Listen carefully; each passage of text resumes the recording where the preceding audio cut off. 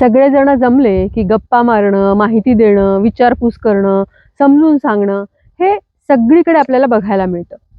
या गप्पांच्या समजून सांगण्याच्या नादानादामध्ये कधी-कधी आपण इतकं जास्त बोलतो, इतकी जास्त माहिती समोरच्यांपर्यंत पोहोचवतो, जेवढी गरज नसते. समजून सांगताना पण समोरच्याला समजलेलं आहे असं कळत असताना देखील पण आपण अधिकाधिक समजून सांगतो. असं होतं का? कधी-कधी असं होतं. सगळ्यांच्याच बाबतीत असं होतं. याला म्हणतात ओव्हर एक्सप्लेनेशन. नमस्कार, मी डॉक्टर अपर्णा अष्टपत्रे शिसोदे आपल्याशी आज संवाद साधणार आहे की काय आहे हे ओव्हर एक्सप्लेनेशन, आपण का करतो ओव्हर एक्सप्लेनेशन आणि त्याचे काही तोटे आहेत का, असतील तर त्यातनं बाहेर कसं यायचं. बघा, जेव्हा आपण समोरच्याला माहिती देत असतो, समजून सांगत असतो, त्यावेळेला आपण इतकं जास्त त्याला इन्फॉर्मेशन देत असतो की त्याला तेवढी गरजच नसते. कधी कधी नको असलेली इन्फॉर्मेशन पण आपण समोरच्याला देतो आणि नंतर आपल्याला त्याचा त्रास होतो की कशाला आपण दिलं, आपल्याला हे करायचं नाहीये. पण हे होतं अनावधानाने, अनकॉन्शियसली आपल्याला सवय लागली आहे म्हणून पण बऱ्याचदा होतं. यामागे अनेक कारण आहेत. त्यातले आपण काही प्रमुख कारण समजून घेऊया.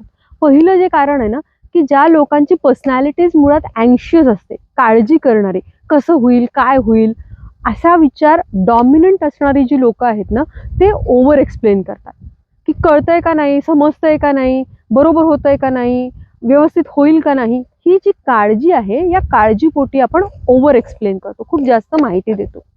किंवा अजून एक कारण असू शकतं की ज्यामध्ये ट्रॉमाज आहेत, काहीतरी आपल्या इमोशनल ट्रॉमा झालेले आहेत, आपल्याला अस्वस्थ वाटतं आहे आणि ही अस्वस्थता समोरच्यापर्यंत जाऊ नये, ती थांबवावी आपण अस्वस्थता, म्हणून देखील आपण अति एक्सप्लेन करतो किंवा जास्त एक्सप्लेन करतो.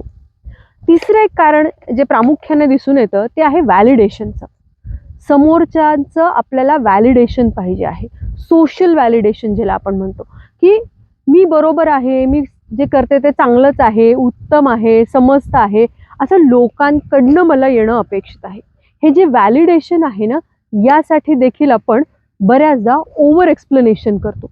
अनेक कारण आहेत, पण प्रॉमिनंटली हे 3 कारण आहेत आणि ही तिन्ही कारणं जर का असतील तर ती आपल्याला त्रास देणारी आहेत. कारण जेव्हा एक्सप्लेन केलेलं आहे ना, तरी पण आपल्याला नंतर शंका येत राहणार आहे. कारण काळजीचा स्वभाव आहे, व्हॅलिडेशन मिळालं तर ठीकच आहे, ट्रॉमा असल्यामुळे तो लपलाय का नाही हे पण आपल्याला क्लिअर नसतं. म्हणून त्रास जो आहे एक्सप्लेनेशनचा, तो शारीरिक पण होतो आणि मानसिक होतो. शारीरिक काय होतं, खूप जास्त बोलल्याने थकवा येतो, थकून जातं. आपण म्हणतो ना, बोलून बोलून मी थकून गेले, ओव्हर एक्सप्लेनेशन मध्ये असं होतं. आणि मानसिक त्रास काय होतो, की आपण जे सांगितलंय ते बरोबर आहे, समजलंय नाही समजलंय, ही काळजी वाटत राहते. आणि म्हणून आपल्याला ओव्हर एक्सप्लेनेशन जे आहे ते कमी करायचं आहे. ओव्हर कडनं फक्त आपण एक्सप्लेनेशन पर्यंतच येऊया. काय करता येईल यासाठी? अनेक गोष्टी आहेत. त्यातली पहिलं जे आहे, आधी आपण समजून घेऊ की आपण ओव्हर एक्सप्लेन करतोय का नाही करत आहे. एखादी माहिती आपण समोरच्यापर्यंत पोहोचवतोय, सांगितली, त्याला विचारा त्या व्यक्तीला ती समजली आहे का, आणि जर व्यक्ती हो म्हणत असेल तर थांबा, खूप जास्त सांगू नका. आणि तुमच्या जर लक्षात येते की आपण ओव्हर एक्सप्लेन करतोय, ओव्हर एक्सप्लेनेशन आपल्याकडनं होतंय, ती पहिली पायरी झाली. दुसरी पायरी, आपण समजून घेऊ की आपण ओव्हर एक्सप्लेनेशन का करतोय. आपल्याला व्हॅलिडेशन पाहिजे म्हणून आपण करतोय का, आपला काहीतरी ट्रॉमा आहे, आपल्याला काहीतरी त्रास आहे आणि ते लपवण्यासाठी आपण ओव्हर एक्सप्लेन करतो आहे का, का मुळात आपली अँशियस पर्सनॅलिटी आहे म्हणून आपण ओव्हर एक्सप्लेन करतो. नेमकं कारण काय आहे ओव्हर एक्सप्लेनेशनचं ते आपण आधी समजून घेऊया. आणि मग त्यानंतर हे सगळे जे ताण निर्माण करणाऱ्या गोष्टी आहेत त्याला आपण कव्हर करण्यासाठी ओव्हर एक्सप्लेन करतोय, त्याच्यापेक्षा नवीन पद्धती समजून घेऊया, नवीन पद्धती शिकूया ताणाशी जुळवून घेण्याच्या, चिंतेशी जुळवून घेण्याच्या, काळजीशी जुळवून घेण्याच्या, व्हॅलिडेशनशी जुळवून घेण्याच्या.